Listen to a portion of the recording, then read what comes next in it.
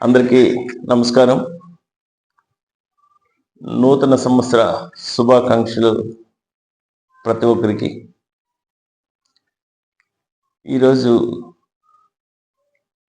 ఉదయం మహాభారతం కథ మామూలుగా చదువుతూ ఉంటాము అన్నీ. ఈరోజు ఫ్రీగా ఉన్నానని గుడికి వెళ్ళి పూజ చేసిన తర్వాత ఇది చదువుతున్నా. ఈ సమయంలో ధృతరాష్ట్ర మహారాజు పిల్లలు, అదేవిధంగా పాండు మహారాజు పిల్లలు విద్యాభ్యాసాన్ని పూర్తి చేసి వాళ్ళు విద్యాభ్యాసంలో నేర్చుకున్నటువంటి కళలు, వాళ్ళ సామర్థ్యాన్ని పోటీల రూపంలో ప్రదర్శిస్తున్నప్పుడు మన ధృతరాష్ట్రునికి కళ్ళు లేవు కాబట్టి తను కణికుడు అనే అతన్ని అక్కడ ఏం జరుగుతోందో నాకు తెలియజేయి అని అంటాడు. అప్పుడు అక్కడ జరిగేదానంతా ట్రాన్స్లేట్ చేస్తూ ఉంటాడు తను, ఎందుకంటే తను కనబడదు కాబట్టి. అప్పుడు అక్కడ ఏం జరుగుతుందో నిర్ధారించి తెలుపు అని అడుగుతాడు. అప్పుడు కణికుడు చెప్తాడు, రాజా, పాండవుల యొక్క అపార శక్తి నుండి మీ కుమారులు రక్షింపబడినట్లుగా నీవు నడుచుకునవలెను. దాని కొరకు శత్రువుల పట్ల అనగా నీ ఆకాంక్షలు నెరవేరుటకు అడ్డుగా ఉండేవారి పట్ల ఉపయోగించే సామధాన భేద దండోపాయ విధానాలలో ఏదైనాను ఒక దానిని నీవు ఎంచుకోవచ్చు. అంటే నీ బిడ్డలు ఎదగాలన్నా, నువ్వు రాజుగా నిలబడుకోవాలన్నా సామ దాన భేద దండోపాయాలు, ఈ విధానాల్లో ఒక దానిని నువ్వు ఎంచుకోవచ్చు అని చెప్తాడు. అప్పుడు నీ కుమారుల గురించి నువ్వు చింతించే అవసరం ఉండదు అని ధృతరాష్ట్రునికి కణికుడు తెలియజేస్తాడు. కష్టాల్లో ఎలా వ్యవహరించాలనే విషయాన్ని ధృతరాష్ట్రునికి చెప్తూ అతడు వాటిలో చెప్పుకోదగినటువంటి కొన్నిటిని ఇలా చెప్తాడు. ఒక రాజు తను ఎత్తినటువంటి గదను దాడికి ఎల్లప్పుడూ సిద్ధంగా ఉండాలి. దానితో ఎదుటి వాళ్ళు భయపడతారు. తన బలహీనతలు ఏ రాజైతే యుద్ధరంగంలో ఉంటాడో, రాజ్యాన్ని పాలిస్తూ ఉంటాడో, తన బలహీనతలను శత్రువులు ఎవరూ తెలుసుకోలేని విధముగా రాజు వ్యవహరించాలి. తన లక్ష్యాలను, అంటే ఏ రాజైతే తన లక్ష్యాలను, వాళ్ళ యొక్క ప్రణాళికలను తాబేలు తన అంగాలను దాచుకున్నట్లుగా తనలోనే దాచుకునవలెను. అంటే ప్లాన్స్, వాటిని తాబేలు తన తలని, తన అంగాలన్నింటినీ ఆ బోకి కిందకి తీసుకెళ్ళిపోతుంది కదా, అలా లోపలే పెట్టుకోవాలంట, బయటికి అప్పుడప్పుడు చెప్పకూడదంట. ఒక కార్యము ఆరంభించినచో దాని అంతము చూడవలెను. ఏదైనా ఒక పనిని ప్రారంభిస్తే దాన్ని పూర్తి చేసే వరకు నిద్రపోకూడదంటే, అప్పుడు మాత్రమే ఎదుటి వాళ్ళ అవహేళనకు గురి కాకుండా ఉంటారు. కాలిలో వెలిగినటువంటి ముళ్ళును పూర్తిగా తొలగించకుండా పోతే ఆ కాలు మొత్తము కుళ్ళిపోతుందంట. కనుక సమస్య ఏర్పడినప్పుడు దాని సమూలముగా నశింపజేసుకునే వాళ్ళను. ఏదైనా ఒక సమస్య వస్తే ఆ సమస్యని పూర్తిగా నశింపజేసుకోవాలి. శత్రువు ఎంత బలహీనుడైనా లేక అల్పుడైనా అతడిని ఎన్నడూ నిర్లక్ష్యపరచరాదు. మన శత్రువు ఎంత బలవంతుడైనా, బలహీనుడైనా లేక అల్పుడైనా వాడిని కేర్లెస్గా వదిలేయకూడదు. ఎందుకంటే ఒక చిన్న నిప్పురవ్వ మొత్తం చాలా నిప్పులు పుట్టించి సర్వనాశనం చేస్తుంది. అట్లే శత్రువు అనేవాడు చిన్నగా ఉన్న అల్పుడైన వాని బుద్ధి వాడు చూపిస్తాడు.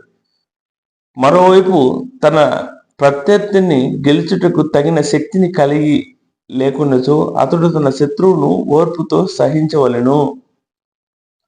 ఒకవేళ రాజుకు ఆపోజిట్ రాజు బలవంతుడు అనుకో, అప్పుడు ఈ రాజు ఓపిక పడితేనే తను ముందుకెళ్తాడు. మన విరోధి ఎవడైతే ఉంటాడో వాడు జరిపినటువంటి కుళ్ళు కుతంత్రాలను కనిపెడుతూనే ఉండాలి. అప్పుడు ధృతరాష్ట్రుడు కనుక 4 మార్గాలైన సామ దాన భేద దండోపాయాలతో శత్రువులను ఎట్లా నాశనం చేయవచ్చునో వివరించము అని చెప్తాడు. ఇప్పుడు ఈ 4 ఉన్నాయి కదా, సామ దాన భేద దండోపాయాలు, వీటితో శత్రువును ఎట్లా నాశనం చేయొచ్చో చెప్పు అని అడుగుతాడు. అప్పుడు ఒక కథను కనికడు వివరిస్తాడు. దౌత్య నీతి బాగా ఎరిగినటువంటి ఒక నక్క ఒకటే అడవిలో ఉండేది. దానికి 4 స్నేహితులు, ఒక పులి, ఒక ఎలక, ఒక తోడేలు, ఒక ముంగిస. అంటే పులి బలవంతమైంది, ఒక ఎలక అంటే చాలా చిన్నది, ఒక తోడేలు అంటే ఒక విచిత్రమైంది, ఒక ముంగిస అంటే చిన్నది. ఇవి 4 స్నేహితులు. అదే అడవిలో బలిష్టమైన ఒక జింక కూడా ఉండేది. ఈ 4 స్నేహితులతో పాటు బాగా బలిసినటువంటి జింక కూడా ఉండేది. నక్క మరియు 4 స్నేహితులు జింకను తినాలని ఆశ ఉన్నప్పటికీ దాని వేగము చేత దానిని తినలేకుండా ఉండేవాళ్ళు. ఒక జింక బలంగా ఉండేది. ఈ పులి, ఎలక, తోడేలు, ముంగిస ఈ 4 కూడా తినాలా ఆ జింకని అని బాగా ఆలోచించేది. కానీ అది పోయే పాస్ట్కి ఇవి పట్టుకోలేకపోయేవి. అప్పుడు ఈ నక్క 4 స్నేహితులను సమావేశపరిచి ఎంతగా ప్రయత్నించినా పులికి ఆ జింకను పట్టుకొనుట సాధ్యపడదని ఎరుగుదము. జింక గాఢ నిద్రలో ఉన్నప్పుడు ఎలక వెళ్ళి దాని కాళ్ళను కొరికి తినవలెను. జింక నిద్రపోయేటప్పుడు ఎలక పోయి జింక కాళ్ళను కొరకవలెను. దానితో దాని వేగము మందగించి పులికి చిక్కుతుంది. ఎలక ఏం చేయాలా, కాళ్ళను కొరికి దాని స్పీడ్ని తగ్గించేస్తుంది. ఎందుకంటే మళ్ళీ పోదు కాబట్టి, కాళ్ళు పుండైపోతే నొప్పి. అప్పుడేం చేస్తుంది జింక, దాని మీదకి వెళ్ళి దాడి చేసి దాన్ని చెప్తుంది, ఇది ఒక మార్గము జింకను భుజించడానికి అని నక్క చెప్తుంది. ఆ ప్రణాళిక అందరికీ నచ్చును. ఆ రోజు రాత్రి జింక గాఢముగా నిద్రిస్తుండగా ఎలక వెళ్ళి దాని కాళ్ళను నమిలెను. దానితో పులి వెంబడించినప్పుడు వేగముగా పరిగెత్తలేక జింక పట్టుబడెను. జింక చచ్చి పడి ఉన్న ప్రదేశమునకు మిత్రులందరూ చేరుకొనిరి. అప్పుడు నక్క మిత్రులతో విందు భోజనమునకు ముందుగా స్నానం ఆచరించరండి, నేను దీనికి కాపలా ఉండేదును అనెను. నక్క ఏం ప్లాన్ చేసింది, ఎలక వెళ్ళింది, కాళ్ళ కొరికింది, జింక కాళ్ళ నొప్పితో స్లోగా పరిగెత్తుంది. పులి వెళ్ళి జింకని చెప్పింది. ఆ చంపిన దాన్ని 4 హ్యాపీగా తిందాం అనుకునే టయానికి నక్క ఈ ప్లాన్ లేసింది. ఏమని, మీరు వెళ్ళి స్నానం చేసి రండి, అన్నాక కలిసి తిందాము అని. మిత్రులు 4 వెళ్ళిన పిమ్మట నక్క ఏమీ చేయలేను అని లోతుగా ఆలోచించి మొదట తిరిగి వచ్చిన పులి నక్క ఆలోచనలతో ఉండటను చూసి, మిత్రమా ఎందుకు విచారంగా ఉంటివి, ఏమో బాధగా కూర్చుంది నక్క. అప్పుడు పులి, మిత్రమా ఎందుకు బాధగా ఉండవు, ఈరోజు పూర్తి అసంతృప్తి కలిగి భుజింపబోతున్నందుకు నీవు సంతోషింపవలను అనెను. నక్క విచారిస్తూ, నీవు లేనప్పుడు ఎలక తన గొప్పలను ఇట్లా పలికిను. ఎలక నా దగ్గరికి వచ్చి, నిజంగా జింకను చంపింది నేను, నా దయతో పులి దానిని భుజింపి పోతుండెను. దాంతో పులి ఇట్టి అవమానకర పలుకులను విని నాకు ఈ విందులో పాల్గొనే కోరిక నశించెను అనెను. ఏం చెప్పింది నక్క ఊరికినే, ఎలకొచ్చి నేను కొరికితే పులి వచ్చి దాన్ని వేటాడింది, అది పెద్ద విషయం ఏం కాదు, నేను కొరకబట్టే పులి తినింది అని ఊరికే ఒక అబద్ధం చెప్పింది ఎలకపోయిన పులికి నక్క. దానికి పులి కోపం చేసుకుని, ఇంత అవమానం జరిగిన తర్వాత నేను ఈ భోజనాన్ని నేను తిన్నాను అని వెళ్ళిపోయింది. అట్లే పులి, మిత్రమా నక్క, నువ్వు ఈ విషయాన్ని నాకు తెలిపినందుకు చాలా సంతోషం, నా మూర్ఖత్వాన్ని నేను సరిదిద్దుకుంటా అని నేను స్వశక్తితో వేటాడి చంపిన దానినే భుజిస్తానని వెళ్ళిపోయింది పులి. అప్పుడు కొంత సమయానికి ఎలక తిరిగా వచ్చును. నక్క ఎలకతో, సోదరా, ముంగిష నాతో ఈ మృతదేహము పులి పంజా చేత కులుషితమైనను. ఎలకతో ఏం చెప్పింది? ముంగిష వచ్చి పులి పంజాతో ఈ జింక కులుషితమైపోయింది, నేను ఎలకని తింటాను అని నాతో ముంగిష చెప్పింది అని ఎలక్కి చెప్పింది నక్క. ఎలక ఏం చేసింది తెలుసా? నేరుగా వెళ్ళిపోయి బొక్కలో దూరుకుంది. ఎందుకు? ముంగిష మనములు తినేసింది అని. ముంగిష స్నానం చేసి నక్క దగ్గరికి వచ్చింది. మళ్ళా ఎలక దాంకున్నాక పులి వెళ్ళిపోయిన తర్వాత నక్క ముంగిస్తో, నేను ఇదివరకే పులి, ఎలక మరియు తోడేలను జయించి తిని, ఏమైనాను నీ కోరికగా ఉన్నచో నీవు నాతో పోరాడవచ్చును అని. ముంగీస బలమైన పులితో సహా నీవు ఇతరులందరినీ జయించినప్పుడు నీతో పోరాడుకు నాకెట్ల ధైర్యం ఉండును? అలా ముంగీస వెళ్ళిపోయాడు.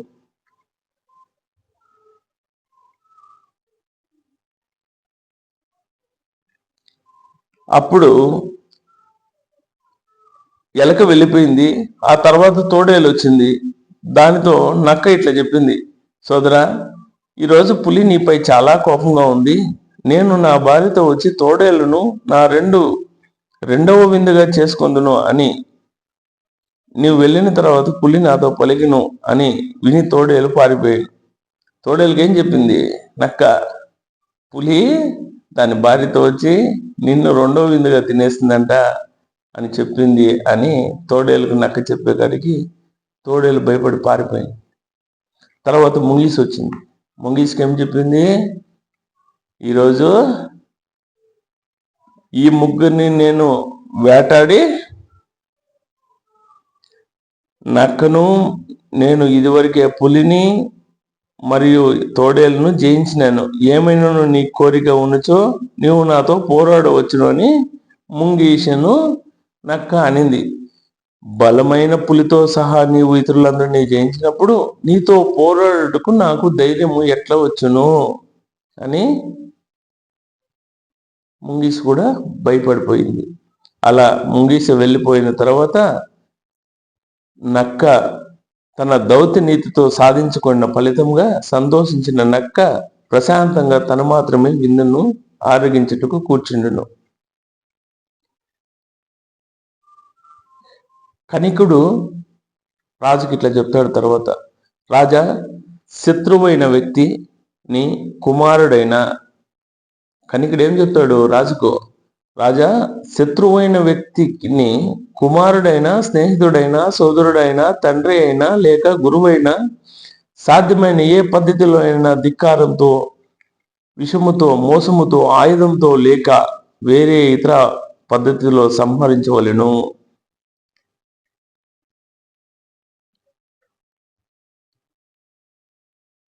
శత్రువులు ఎలాంటి వాడైనా శత్రువే. శత్రువుని సామధాన భేద దండోపాయాలతో నివారించవలను అని ఈ నక్క కథలు మనం తెలుసుకోవచ్చు. ఇక్కడ నేను ఎందుకు బుక్లో చూసి చెప్పానంటే మిత్రమా, నేను చదువుతుంటే ఇది మధ్యలో మీకు కూడా తెలియజేయాలనే ఉద్దేశంతో. నక్క